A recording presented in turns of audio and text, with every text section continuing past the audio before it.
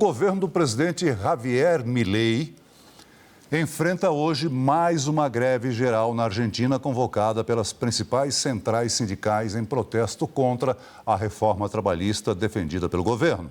O projeto já foi aprovado pelo Senado e agora começa a ser analisado pela Câmara dos Deputados, enquanto a paralisação afeta transportes, cancela voos e interrompe diversos serviços pelo país. E é para Buenos Aires que nós vamos agora, onde está o repórter Márcio Rezende, que acompanha os protestos. Boa tarde, Márcio. Boa tarde, Celso. Boa tarde a todos os telespectadores. Pois é, estou aqui no epicentro, no ponto nevrálgico onde tudo acontece. Atrás de mim, o Congresso da Argentina e, antes disso, uma barreira de contenção, muitos efetivos das forças de segurança, tanto da Polícia Federal quanto da Polícia do Exército, forças militares, aqui para conter o avanço de alguns grupos revoltosos que, ao longo da tarde, lançaram paus e pedras contra a polícia, que respondeu com jatos d'água, carros hidrantes e bombas de gás lacrimogêneo. Neste momento, as coisas estão um pouco mais calmas, mas um pouco. De vez em quando, as portas aqui se abrem, dessa proteção, e aparece algum detido, algum desses revoltosos detidos. Um grupo muito pequeno, mas que tem causado, que costuma causar bastante distúrbio aqui nas votações essenciais, cruciais, no Congresso argentino, especialmente durante esses 2 primeiros anos, metade do mandato do presidente Javier Milei. Como eu dizia, atrás de mim, a Câmara de Deputados está em sessão desde as 14h30, é guardado pelo menos 13, 14 horas de sessão, portanto haverá uma votação em geral na madrugada de hoje. Espera-se que a reforma trabalhista, apesar de tudo, apesar dos pontos de discórdia, seja aprovada em geral, restando alguma dúvida se será alterado algum ponto em particular, porque, claro, há vários pontos polêmicos. A reforma introduz modificações desde a última, as atuais regras são de 1974, portanto, as relações de trabalho mudaram muito. Todo o país, de alguma maneira, esperava realmente uma reforma trabalhista, mas não necessariamente esta, tão liberal, onde os trabalhadores essencialmente perdem direitos, e os empregadores e as empresas ganham muita flexibilidade para demitir, também para contratar, mas mais para demitir, fica mais fácil, mais barato. As jornadas de trabalho podem se estender até 12 horas, as horas extras podem não ser pagas com dinheiro, mas com dias de folga, horários de folga apenas.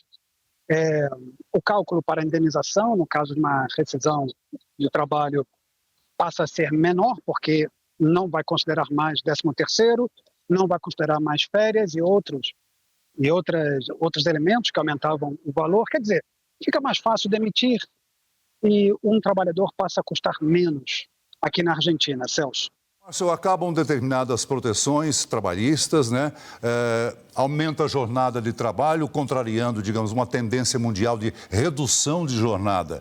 Os sindicatos falam aí em grande adesão e o governo tenta garantir a votação. Quais os principais pontos reclamados pelos manifestantes?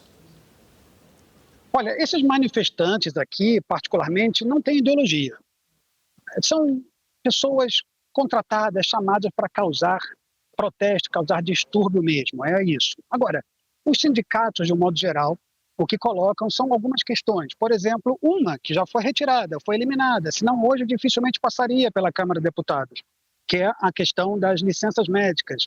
Hoje em dia, um trabalhador, que se tiver algum problema, for afastado por motivo de doença, recebe primeiro 3 meses no seu ordenado e fica afastado. Isso pode se estender por outros 12 meses, um ano, recebendo 100%.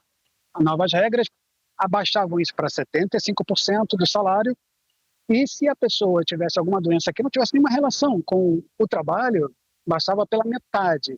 Bom, isso foi retirado e, com isso, pode ser aprovado hoje de um modo geral. Agora, restam outras questões. Por exemplo, cria-se um fundo de assistência laboral, trabalhista.